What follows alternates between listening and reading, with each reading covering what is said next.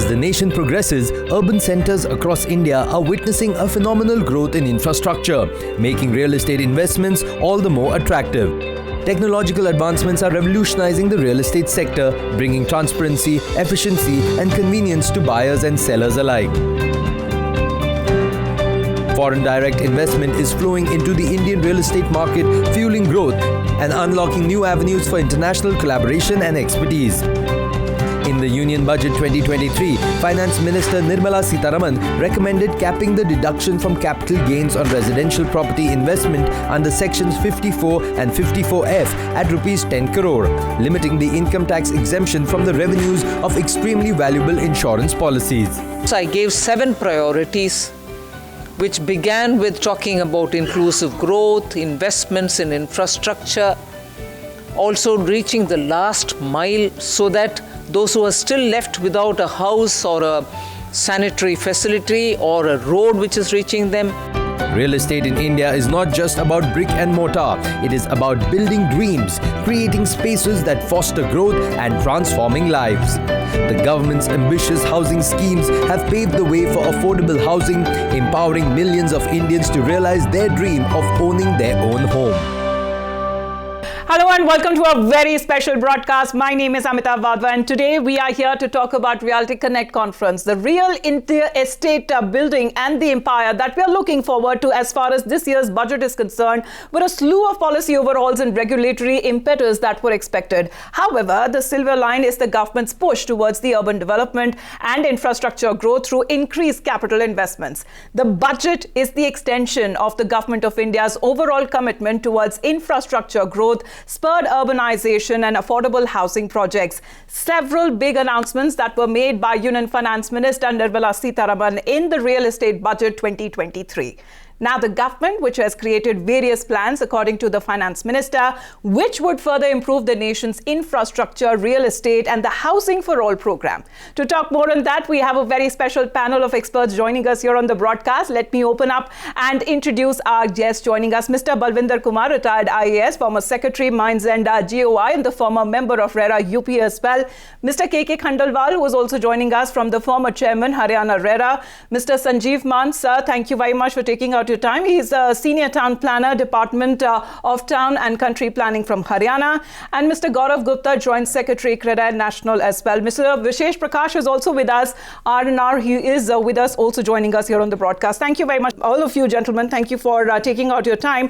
Mr. Khandalwal, sir, first question to you. Exactly when it comes to the role of RERA, sir, in the real estate, what is its importance and significance that it holds? Act was introduced in the year 2016 with basically 2 objectives. One, regulation of the real estate sector, which was without any regulatory framework earlier. And second is for promotion of the real estate sector. As far as the first part is concerned, after nearly 7 years of coming into force of this act, enough has been done by most of the regulatory authorities across the country. The states where this authority was not set up has also set up this authority. These authorities have really re-established the trust of the buyers, trust of the consumers, trust of the home seekers in the real estate sector, which has seen a very bad phase between year 2012 to 2018. Now the real estate sector is growing up, which is a very good sign. And apart from the various departments of the government who have also become active after RERA coming into force, this first part that has been to a very great extent, achievements have been made and this trust has been built. But as far as second part is concerned, promotion of the real estate sector, Right, sir. The RERAs have not been able to really advise government what to do so that it get further impetus as far as real estate growth is concerned. This act when this act came into being, there were very, very great expectations from the consumers. This act will revolutionize the whole scenario. Although it was not able to revolutionize scenario, although it did a lot of good things. But this act is somewhere lacking in certain things. Consumer was expecting very quick results, very quick disposal of their complaints. But what has happened is authorities have been set up, but the enough support from the government in terms of human resources, in terms of manpower, that has not been provided. And some of the RERAs, as far as we are concerned in Haryana, we have been able to take care of this aspect of available of the human resources for proper functioning of the RERA. Enough has been done, but there are certain states where even the one killer approval has not been given. We also have Mr. Balwinder here in the studios. Let's would you agree with what Mr. Khandelwal has been pointing out, especially when it comes to the scarcity of resources, Mr. Balwinder, because there have been future policies as well that could actually help Indian real estate, sir? Yeah, in fact, many points he has summarized very well. If we see in a bigger perspective, three things have happened after RERA came into existence. Number one, financial discipline has come in the real estate sector, which was earlier not there. In fact, the whole sector is now regulated. Previously, it was in chaos, total chaos.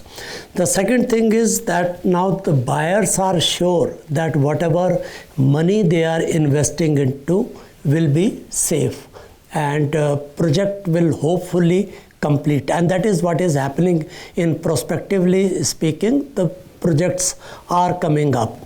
But of course, many things could not happen which were envisaged originally. So if we see the overall performance, it has been a mix of hope as well as disappointment.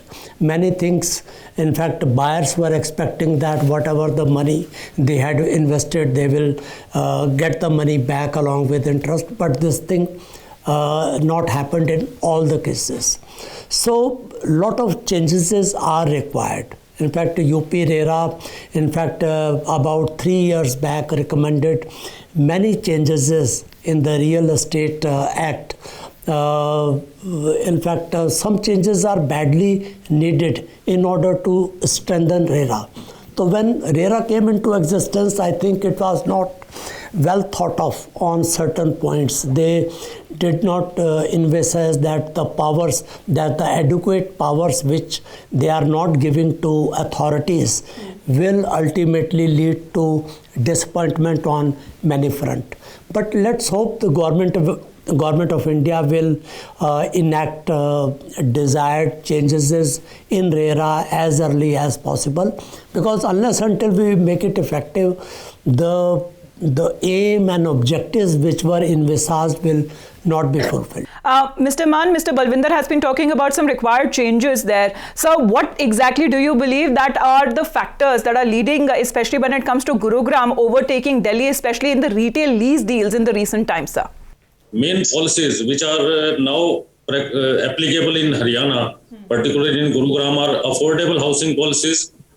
And another one is latest on 21st of April. Cabinet has approved a policy regarding farmhouse policy, you can say eco-friendly, low-density housing. Mr. Balwinder has said some improvement is also required because we are overloading the existing infrastructure and existing sectors which have been planned in Gurugram or in all other towns. Actually, we should think about establishing new townships, such as Panchkula was established in the old times. So new townships should be there, in my view. Right, sir. Would you agree, Mr. Gupta, with that? Because even when it comes to the government's infrastructural development, has that been affecting adjacent areas, especially in real estate, sir? The real estate is one sector which is influenced by various things, and one of the external factors are a big influencers. And the government has a very big role to play out here. Because real estate, again, being a state subject, every state has its own real estate policy. And that's why we see that even the neighboring states, some are growing and some are lagging behind. I must agree that Haryana government has been very proactive as far as reacting to the market requirements or the need of the hour is concerned. For example, the sir just mentioned about the farmhouse policy or the affordable housing policy. The affordable housing policy has been the game changer in the Haryana region, and it has brought new avenues to the customers to go and invest and buy their dream house, which they have been waiting for the long years. But one ma'am aspect that I like to touch out here, that RERA has been a revolutionary thing in the real estate sector after independence. it has brought in the amount of transparency which the sector badly required.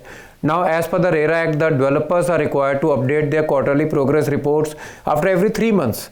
So even a buyer, even who is not sitting here, even for the NRIs, it has brought in a lot of transparency that the project that I have invested in, at what stage it has reached. He can see the photographs, he can see the videos.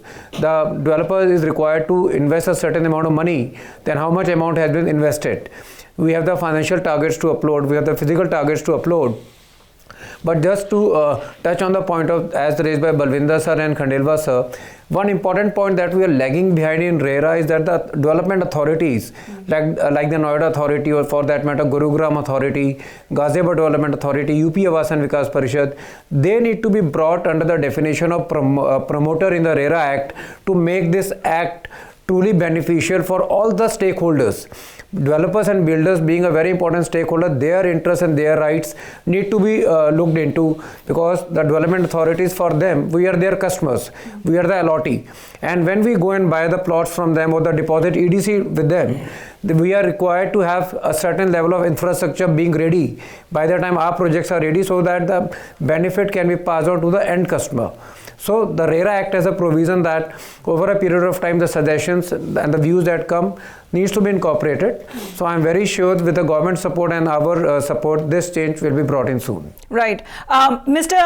Prakash as well, because Mr. Khandelwal was talking about the role of RERA in real estate, but what according to you are some of the hotspots or belts, especially in the significant cities, like we talk about the NCR, like Noida, Greater Noida, Gurugram and even Faridabad, sir? So see, there are two key developments that have happened over the last few years, which have really opened up newer hotspots in the whole of NCR. One is the changed consumer behavior post-pandemic, where people now want to move on from having a house to owning a home. They want a bigger space, a better quality of life. There's a realization that one needs to lead a good life, and they're more than willing to invest towards it. The other is the very welcome strengthening of infrastructure that's happening, especially in the last few years. The infrastructure boost has given the consumers the confidence to go beyond the regular areas and explore setting up their homes in newer neighborhoods. This has therefore created newer belts across NCR, meaning growth for the players and great value for the buyers, a win-win for both. While Golf Course Road remains the biggest hotspot in Gurgaon, you will see the Golf Course Extension and SPR, the new Gurgaon and Dwarka Expressway emerging as the next big hotspots for the Millennium City. In addition, Gurgaon-Faridabad Expressway is also showing a lot of potential in the times to come. Similarly, in Noida, the areas which are going to see a lot of action include Sector 150, the Noida, Greater Noida Expressway, Greater Noida West, sectors like 50, 75, 78, 79, and even 107. So I would say there are exciting times ahead for both the buyers and the developers in the NCR region. Well, you're watching the Realty Connect conference right here as we continue to get you more developments with our experts joining us after a very short break.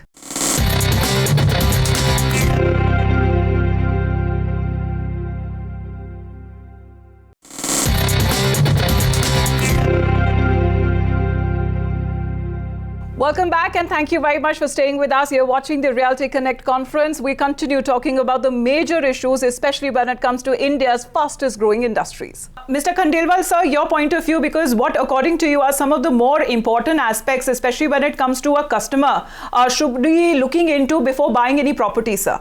For customer point of view, the registration of the project is the most important thing.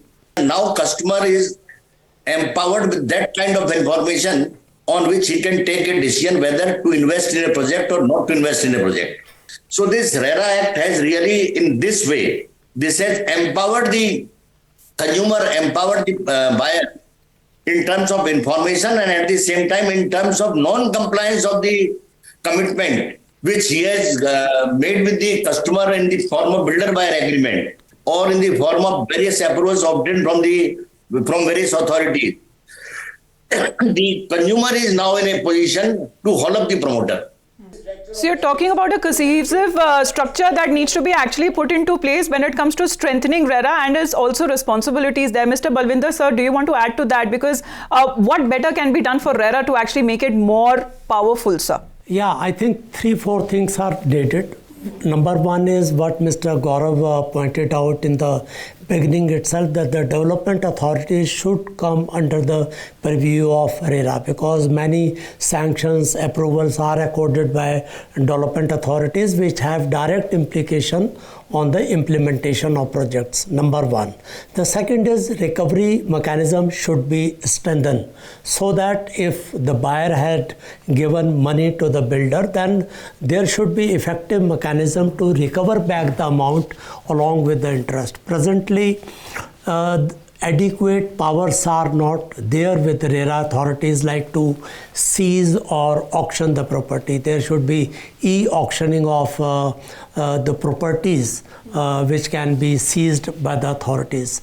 The third point is this NCLT versus RERA, because many buyers, builders, they take the escape route to go to the NCLT, and then the whole project is linger on for years together. So even if the project goes to NCLT, then IRP should adhere to the RERA regulations, even when IRP is there.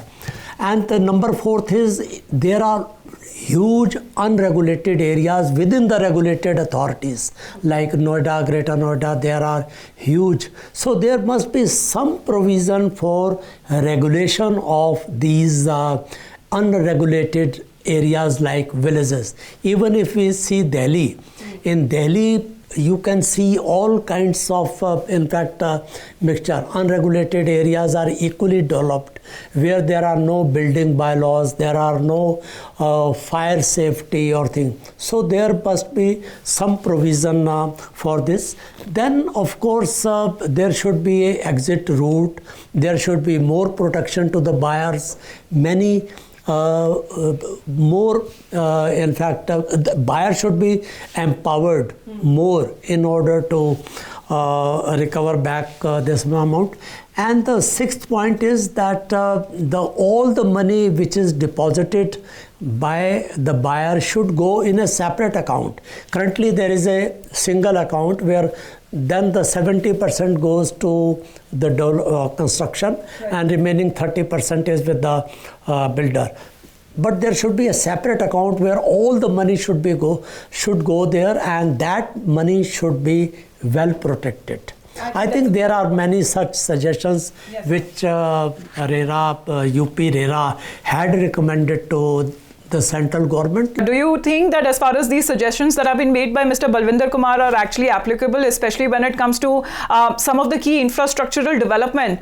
Do you believe that it will further accelerate the real estate growth, especially in Gurugram in the coming years, sir? Sure, ma'am.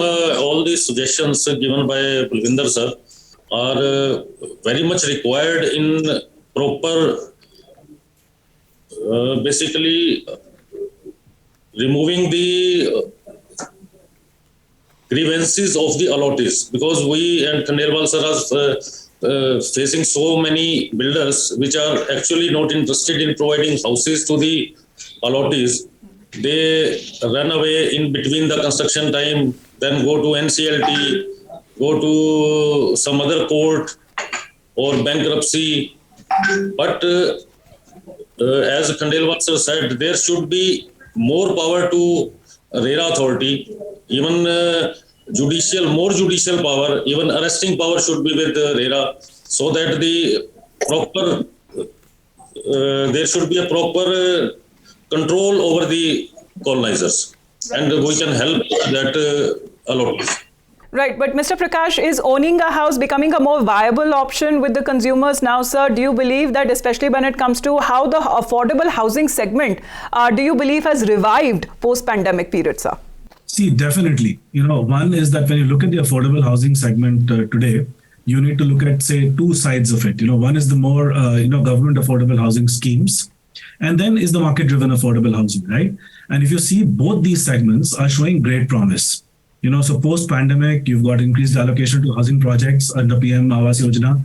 The revised tax slabs, etc., are encouraging first-time buyers to go in for houses, like Gaurav said. Most of the people are now thinking that I need to make a home where I can stay long-term, and I need to get peace of mind. So that's going up. It's getting reflected in the growing number of first-time home buyers across the country. As far as the private affordable housing segment is concerned, again, Gaurav mentioned it, that people are wanting bigger homes. People are wanting office spaces within their homes to be able to take care of the hybrid needs. People are wanting a better lifestyle. People are wanting more amenities, and that is driving that segment in a really big way. Another thing I'd like to mention is when consumers are buying a home, they're not really looking at only real estate parameters. They're looking at financial parameters. They're looking at multi-generational parameters. They're looking at lifestyle parameters. So you've got more aware buyers. You've got more aspirational buyers who are driving the market, especially the affordable segment. Mr. Gupta, how would you evaluate when it comes to, the growth of commercial and residential real estate in different regions of NCR in particular, sir? Real estate in NCR has been doing actually really well. But, to make the real estate more prosper in the area and to get the more options for the end buyers, it is important that the RERA should also make the atmosphere congenial for the developers so that they can carry out their work without any problems that are being faced right now. As Balwinder sir rightly pointed out, over-regulating any sector actually kills that sector. So what we need, or what we expect from RERA is a kind of a congenial environment in which the interests of the developers are also looked at. And one of the easiest way of doing it is ensuring that the lands that are being allotted to them are litigation free, so that the development work can be carried out smoothly and without any particular delays. NCR region has at one point of time was contributing around 50% of India's real estate. That was the pre-2016 area, and we had seen increased supply levels coming in. But now at this level, the demand is significantly good. The demand is good from all the segments of the buyers. If we start from the affordable housing and going up to the luxury segment, or even in the daily market, the demand is extremely good. New micro markets are coming up. Even if Noida, Great Noida, Yamuna Expressway, they are doing very good. Even region like Ghaziabad, which is seeing new micro markets like Siddharth Fair, Rajnagar Extension, they are doing extremely well. Faridabad, Gurgaon, the new sectors that are coming in, they are doing extremely well. And currently the urbanization level in India is approximately 35%, which we expect to go by around 44% by 2035. So with more and more people coming into the cities and NCR being a hub, we'll see that the demand levels will continue. But the need of the hour is a congenial working environment and also some kind of innovation in building bylaws which enables the developers to bring the kind of innovation that we see in the different parts of the world. But here, due to the bylaws restrictions, sometimes we are not able to bring that innovation. And secondly, one more segment that we'll see in the NCR in the times to come is the data centers. Data centers is one thing that's a new segment that majorly we are seeing is being developed in the western part of the India, like in Bombay or in the Gujarat region.